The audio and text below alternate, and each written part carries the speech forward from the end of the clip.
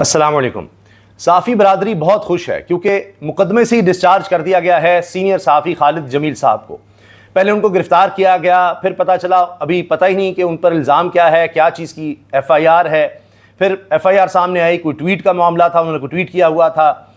अदालत में उनको पेश किया गया। सीनियर साफ़ी वहाँ पर मौजूद थे, मतीउल्लाह जान, दीगर बहुत से साफ़ी थे जो उनसे सवाल कर रहे थे कि क्या हुआ है, आपको फिर दोबारा गिरफ़्तार कर लिया गया है। बहरहाल उन्हें अदालत में पेश किया गया, उनके वकला पेश हुए, ईमान मज़ारी साहिबा और हादी अली चट्ठा, और उसके बाद पता चला कि मुकदमे से ही खालिद जमील साहब को डिस्चार्ज कर दिया गया है। यानी कोई ये नहीं कि उनको जुडिशल किया जाए, ज़मानत पर है, नहीं, मुकदमा ही ख़त्म, डिस्चार्ज, मुकदमा गलत बनाया गया। तो खालिद जमील साहब ने इसके बाद मीडिया से बात भी की, बहुत ज़्यादा खुश नज़र आ रहे थे। सुहेल वड़ाइच साहब, दूसरे सीनियर साफ़ी जो ज़ेर अताब हैं, उन्होंने अब बाकायदा एक कॉलम की शक्ल में पूरी वजाहत दी है। DGISPR ने जो कुछ कहा कि जी सुहेल वड़ाइच साहब ने अपनी ज़ाती तशहीर के लिए सारा कुछ किया, कोई ज़ाती को मफाद, और उसकी वजह से उन्होंने ये सब कहा, ना कोई इंटरव्यू हुआ, ना कोई ऐसी बात हुई जो उन्होंने कही है। सुहेल वड़ाइच साहब ने कॉलम में मन घड़त है। अब कहा गया जी जंग जियो, इसको छापे ना छापे, लेकिन बड़े आदमी हैं सुहेल वड़ाइच साहब, उन्होंने अपने ऊपर लिया। साफ़ियों में ज़्यादातर सब, बल्कि कहना चाहिए कि सुहेल वड़ाइच साहब की सपोर्ट में नज़र आए, और अब उन्होंने जो वजाहत दी है इसको बहुत ज़्यादा अप्रीशिएट किया जा रहा है कि सुहेल वड़ाइच साहब ने बड़ी ज़बरदस्त तरीके से वजाहत कर दी है ताकि कोई नाराज़ भी ना हो। हाँ, अलबत्ता तहरीक इंसाफ पर उन्होंने शदीद तनकीद की है, इसमें उनको आड़े हाथों लिया है। उसका जो अहम तरीन हिस्सा है जो उन्होंने वजाहत जारी की है 3-4 सफ़ों की, वो मैं आपके सामने रखूँगा। जो DGISPR के हवाले से उन्होंने बात की है वो भी बड़ी अहम है।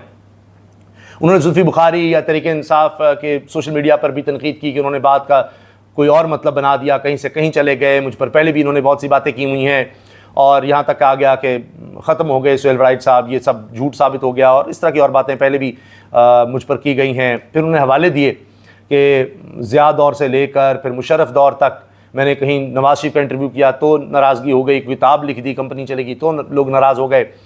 इस तरह ज़िया के दौर में भी नाराज़गियाँ सही, तो अगर मैं उस दौर में कहीं अपोजिशन के साथ था तो नाराज़गियाँ होती रहीं। तो ये सब बातें उन्होंने उसमें लिखी हैं। इसके अलावा जी एक दिलचस्प बात ये भी है कि ऐसे लग रहा है कि हुकूमत अब परेशान है कि क्या करें, क्योंकि एक तरफ तो जो इमरान खान साहब को ज़मानत मिली है उस पर अब बैरिस्टर अकील साहब वो आकर टेलीविज़न पर डॉन न्यूज़ पर बैठकर कहते हैं कि जी हाई कोर्ट का फैसला ही गलत था इमरान खान को ज़मानत ना देने का। अंदाज़ा लगाइए, शायद वो वक्त भी करीब है जब ये कहेंगे कि इमरान खान के ख़िलाफ़ सारे केसेस ही गलत थे। यानी जो इद्दत जैसा केस बनाया, तोशा खाना और ये साइफ़र केस, अब उसका जिक्र भी नहीं करते। तो बड़ी हैरानी की बात है, वो कह रहे हैं कि जी ये बिल्कुल गलत है, हाई कोर्ट का फैसला ही सारा गलत था, और रूल ऑफ कंसिस्टेंसी भी होना चाहिए था, डिटेल में नहीं जाना चाहिए था, एविडेंस के बारे में बात नहीं करनी चाहिए थी, ये हाई कोर्ट ने बड़ा गलत किया है। अब उनको हाई कोर्ट के फैसले भी बुरे लगने लग गए हैं। बाकी जी हामिद मीर साहब कह रहे हैं arrest of Shahrez Khan after 27 months of 9th में इंसिडेंट इज़ टोटल नॉनसेंस। ये पागलपन है, बेवकूफ़ी है कि इमरान खान के भांजे शाहरेज पर 27 महीने के बाद मुकदमा बनाएगा। दूसरे भाई, छोटे भाई शेर शाह पर भी मुकदमा बना, आज उनको अदालत में पेश किया गया, कल बड़े भाई को पेश किया गया, आज छोटे भाई को पेश किया गया। अब उनका भी 5 दिन का रिमांड अदालत ने दे दिया है, जबकि वकला ने अदालत में कहा कि इस तरह के केसेस ये अदालत पहले डिस्चार्ज करने के रिमार्क्स दे चुकी है कि 27 महीने के बाद याद आ रहा है। ये सब बातें उतरी। अच्छा, राना सनाउल्लाह साहब मैदान में आए हैं, कहते हैं जहां तक सुहेल वड़ाइच ने बात की वहां तक दुरुस्त थी, उसके बाद वीलॉग और पॉडकास्ट होने लगे। बात को इतना बढ़ाया गया कि सूरत हाल ऐसे बन गई कि शायद इदारा इसे अफोर्ड नहीं कर सकता था। DGISPR ने जामे स्टेटमेंट जारी की, अब मामले को यहीं तक रहने देना चाहिए, राना सनाउल्लाह ये कह रहे हैं। अच्छा, अब ये बात तो आगे राना सनाउल्लाह की, जो कह रहे हैं जी अब बात आगे ना बढ़ाएं, काफ़ी हो गया। मुफ्ती मुनीबुर रहमान साहब ने भी ओवरऑल सपोर्ट का इजहार किया है जनाब सुहेल वड़ाइच की के इब्तला के हवाले से। उन्होंने अपनी एक स्टेटमेंट जारी की है कि बड़े सीनियर साफ़ी हैं, लेकिन जो बातें उन्होंने की वो ताबीलें फिर अलग आ गई, वो आयत कुरानी का भी चूँकि हवाला था, मामला हसास हो गया, तो इसलिए सारा मामला गड़बड़ हो गया। अब आ जाइए जनाब अलीमा साहिबा के इंटरव्यू पर, जिस पर अब हुकूमत परेशान है कि 2 बेटे तो हमने इनके पकड़ लिए हैं, अब आगे क्या करना है, इसमें सारी मुलव्वस है। तो इसके साथ साथ अब ये बात हो रही है कि वसूलुल्लाह खान साहब ने लिख दिया कि इमरान खान के वालिदैन फौत हो गए, वरना उनको भी 9 मई में गिरफ़्तार कर लेना था। अब मतलब इसका ये है कि अगर अलीमा साहबा कह रही हैं कि हमारे तो पहले ही वारंट गिरफ़्तारी भी जारी हुए हैं, तो अब इमरान खान साहब की बहनों को भी पैगाम है कि अगर आपके बच्चों को हम पकड़ सकते हैं तो आपको भी पकड़ सकते हैं, पहले आपको भी मुकदमात का सामना रहा है। और तो और फिर ये भी हो सकता है कि आपकी बेटियों या आपकी बहुओं की बारी आ जाए, हम सारे ख़ानदान को पकड़ सकते हैं। तो जो मर्द हैं उनकी तो बारी आ चुकी है, ख़वातीन को पहले भी गिरफ्तार किया गया, बहनों को इमरान खान साहब की। तो अब ये भी इशारा है कि किसी भी हद तक जाया जा सकता है। तो ये ना समझें कि इमरान खान की ज़मानतें हो गई हैं तो बस अब चीज़ें जो हैं दूसरी तरफ चल पड़ेंगी, नहीं। तो सख्त पैगाम दिया गया है अब, और कि जी सुप्रीम कोर्ट से रिलीफ मिल जाए, नीचे से हम आपको रिलीफ नहीं लेने देंगे। अलीमा खान, ये आपके लिए बहुत मुश्किल वक्त है, आपका भाई जेल में है, आपके दोनों बेटे गिरफ्तार हो चुके हैं। शेरशाह को मैं ज़ाती तौर पर जानता हूँ, बहुत अच्छा आदमी है, ये मारियो नोफल ने इंटरव्यू करते हुए कहा। और अलीमा साहबा कहती हैं हम पर सख्तियाँ इसलिए हैं कि हम इलेक्शन जीत चुके और सारी फस्तायत जबर के बावजूद इलेक्शन हमने जीते, लोग हमारे साथ खड़े हैं। अब निज़ाम खौफ का शिकार है और ये खौफ में सब कुछ कर रहे हैं। खौफ का तो ये आलम है कि मियाँ नवाज शरीफ साहब को भी अब मुलाकातें करनी पड़ गई हैं ज़िमनी इलेक्शंस के लिए, वरना वो सिर्फ मरी में एंजॉय कर रहे थे क्योंकि मसला ही नहीं है, फॉर्म 47 आ जाएगा। अब हुआ ये है कि NH-66 वज़ीराबाद से 8 फरवरी 2024 को PTI के अहमद चट्ठा जीत गए थे। ये फ़हीम अख्तर मलिक बहुत ज़बरदस्त, सबसे टॉप के रिपोर्टर हैं इलेक्शन के हवाले से, इलेक्शन कमीशन के बारे में।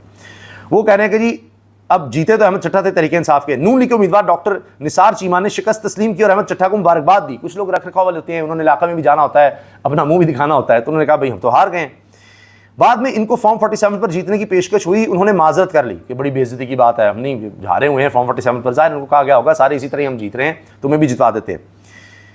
ज़िमनी इलेक्शन में नून लीग ने निसार चीमा की जगह वज़ीर इत्तलात के अता तारड़ के भाई को टिकट दे दी ताकि फॉर्म 47 कबूल कर लें और निसार चीमा को उसूल की सियासत का सबक सिखाएं कि तुम कहते हैं फॉर्म 47 नहीं, देखो ये अता तारड़ भी फॉर्म 47 पे जीता, इसके भाई को भी हम जितवाएंगे। अब डॉक्टर निसार ने कागजात नामजदगी जमा कराए, यानी अपने ही नून लीग के बंदे ने जो पिछली दफ़ा हारे थे उन्होंने भी कागजात नामजदगी जमा करवा दिए। तो तारड़ और शरीफ बरादर्स को परेशानी हो गई, नवाज शरीफ और शहबाज शरीफ को मुतहरिक होना पड़ा कि पहले हमें फॉर्म 47 पर जीतना है, ये एक नया मसला खड़ा हो गया। तो इनको फिर मरी में बुलाया, निसार चीमा को वहाँ पहुँचाया गया, फिर वज़ीर-ए-आज़म हाउस लाया गया और डॉक्टर निसार चीमा से बिलाल फारूक तारड़ की हिमायत की ज़बरदस्ती यकीन दहानी करवाई गई। इसके बावजूद हल सिर्फ फॉर्म 47 होगा, ये फ़हीम अख्तर मलिक ने। अब प्राइम मिनिस्टर हाउस भी इस्तेमाल हो रहा है, पता नहीं क्या वादे वईद हैं उसमें, राना सनाउल्लाह काबीना के लोग सब खड़े हैं और बड़े वादे वईद आपको करने पड़ते हैं। तो इसमें वो साहब भी मुझे नज़र आ रहे हैं तस्वीर में जो कहते थे हम तो हारे थे, हम दूसरे नंबर पर थे, तहरीक इंसाफ पहले पर थी, ज़बरदस्ती जनाब वो काफ लीग को यहाँ जितवाया गया, बड़ी शर्म की बात है, हमारे साथ ही होता तो मैं ये कर देता, या कब्र में होता या जेल में होता, मैं लड़ जाता, फलां जाता। ये गुजरात डिवीज़न के जनाब सदर हैं नून लीग के, वो भी तस्वीर में नज़र आ रहे हैं। तो काबीना का ऐसा तो काफ लीग भी है, बस ऐसे ही सियासत में यही चलता है, कहो कुछ करो कुछ। अच्छा, सुहेल वड़ाइच साहब ने ज़ाहिर है इस पर तहरीक इंसाफ ने तनकीद की और उन्वान ही है बड़ी सियासत और अदना साफ़ती कारकुन।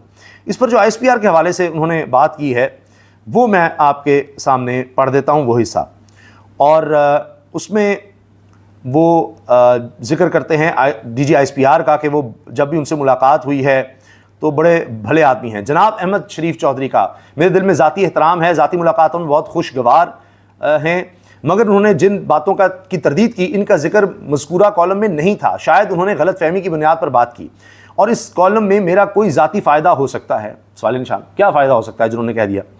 अगर इस हवाले से कोई सवाल अब भी मौजूद है तो मैं इसकी वज़ाहत के लिए हमेशा हाजिर हूँ। इन्होंने मुस्तनद तौर पर फरमाया कि फील्ड मार्शल ने कोई इंटरव्यू नहीं दिया। मेरे पूरे कॉलम को दोबारा पढ़ लें, इसमें कहीं लफ्ज़ इंटरव्यू इस्तेमाल ही नहीं हुआ। मेरे कॉलम का उन्वान ही पहली मुलाकात है, ना कुछ इससे ज़्यादा ना इससे कम। मैंने कहीं नहीं लिखा ये 1-to-1 मुलाकात थी। जिस तकरीब में 800 हाज़रीन मौजूद थे, ना तो वहाँ और ना ही चंद लोगों के सामने खाने पर होने वाली गुफ्तगू ऑफ द रिकॉर्ड थी। 9 मई इमरान खान और माफ़ी के हवाले से वहाँ कोई बात नहीं हुई, ये बात बिल्कुल दुरुस्त है। बराए करम इस कॉलम को दोबारा पढ़ लें, इसमें सिरे से 9 मई इमरान खान और उनकी माफ़ी का कोई जिक्र नहीं। मैंने सिर्फ एक फ़िक्रा लिखा कि सियासी मसालत के हवाले से इन्होंने कुरान की आयात और उनका तर्जमा पेश किया।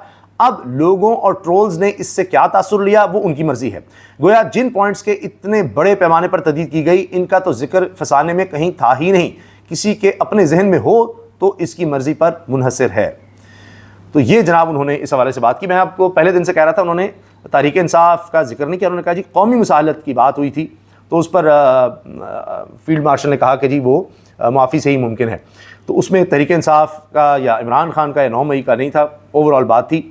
और फिर कुरानी आयात और उनके तर्जमे की बात उन्होंने की थी। तो वही हवाला अब दे रहे हैं सुहेल वड़ाइच साहब और उसी की वजाहत वो कर रहे हैं। बहरहाल राना सनाउल्लाह साहब तो कहते हैं कि मामला यहीं पर रुक जाए, लेकिन लगता नहीं है और उसकी बात होती रहेगी, क्योंकि आखिर में सुहेल बड़ाई साहब कहते हैं कि जूं जूं वक्त आगे बढ़ेगा हर एक की असलियत खुलती जाएगी। तारीख़ी वो वाहिद ज़रिया है जो झूठे दावों, जाली सच्चाइयों और नाम नहाद इल्ज़ामात को रियां करती है। तारीख़ का फ़ैसला सहाफ़त ही के हक़ में होगा। तो वो पुराने हवाले भी देते हैं कि पहले भी मुझ पर इल्ज़ामात लगे या नाराज़गियाँ हुई, लेकिन मैं फिर दुरुस्त साबित हुआ और इस तरह की बात उन्होंने की है। तो अभी तो ये मामला लगता है कि लंबा चलेगा। बहरहाल हुकूमत अब जिस तरह राना सनाउल्लाह साहब कह रहे हैं कि बस यहीं रोक दें, उनको कन्फ्यूजन है कि किस तरफ जाएं। सुहेल बड़ाई साहब के ख़िलाफ़ जो दरख्वास्त आई बकौल कामरान शाहिद साहब के, दुनिया न्यूज़ में प्रोग्राम करते हैं कि उस दरख्वास्त के पीछे तहरीक इंसाफ का हाथ हो सकता है। तो ये अब अजीब सी बात है कि सुहेल बड़ाई साहब के ख़िलाफ़ तहरीक इंसाफ दरख्वास्त लेकर आएगी कि जी फील्ड मार्शल को गलत कोट किया और इस तरह से। तो लिहाजा देखते हैं आगे क्या होता है। लेकिन ये बात ज़रूर है कि खालिद जमील साहब की रिहाई के बाद अब लगता नहीं कि सुहेल बड़ाई के ख़िलाफ़ कोई मुकदमा बनाया जाएगा। बहरहाल दरख्वास्त ज़रूर गई थी। और अब अलबत्ता ये ज़रूर है कि इमरान खान साहब और उनकी फ़ैमिली के ख़िलाफ़ जो कुछ किया जा रहा है, इससे हुकूमत के लिए मुश्किलात इसलिए बढ़ रही हैं कि लोग और ज़्यादा मुतनफ़र हो रहे हैं कि ये अब घरों तक चले गए हैं, चारदीवारी का तक़द्दुस पामाल करते चले जा रहे हैं। कोई जवाज़ नज़र नहीं आ रहा। 27 महीने के बाद, 2 साल से ज़्यादा गुजरने के बाद इस तरह के मुकदमात, और तलाल चौधरी से कोई जवाब बन भी नहीं पा रहा था शाहज़ेब खानज़ादा के सामने। तो अब इनको बहुत दौड़ लगानी पड़ रही है, फॉर्म 47 होने के बावजूद, यकीनी होने के बावजूद, ग्रुप्स बनाने में और मुलाकातें करने में।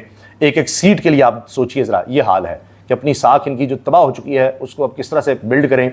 2/3 अक्सरियत इनको मिल चुकी है, लेकिन उसके बावजूद दौड़ें लगी हुई हैं कि एक एक सीट पर हम क्या कर सकते हैं, अता तारड़ ख़ानदान को मज़ीद किस तरह से आगे ला सकते हैं। तो नवाज़ शरीफ साहब की भी अपनी दौड़ें लगी हुई, वरना वो तो बिल्कुल ही अब किनारा कश हो चुके थे। इजाज़त दीजिए, अल्लाह हाफ़िज़।